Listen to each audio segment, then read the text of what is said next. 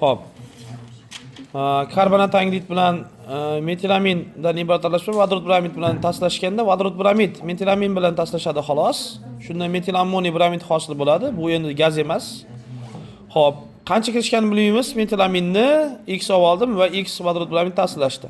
Oxirgi gazlar esa karbonat bilan vodorod bramid qoldi xolos. Oxirgi gazlarning o'rtacha massasini vodorodga nisbatan 29.4 ekan, 2 ga betsak o'rtacha massa kelib chiqadi 58.8. O'rtaga qo'ydik karbonat anglit va vodorod bramid. RSA nisbati 22 ga 14.4.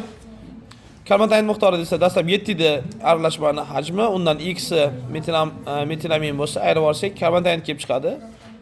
Vodorod bramidni ortgani desak X sarflanib ketdi, dastlab 5 edi, 5 dan X ayirib oldik. Bu ortgan. Nisbat bo'lsa buni bu yoqqa proporsiya qo'yamiz. X teng 1 chiqdi.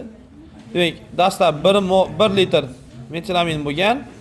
Hop, 7 umumiy aralashma edi. 1 litr metilamin olsak 6 litr karbonat anglit bo'lgan ekan.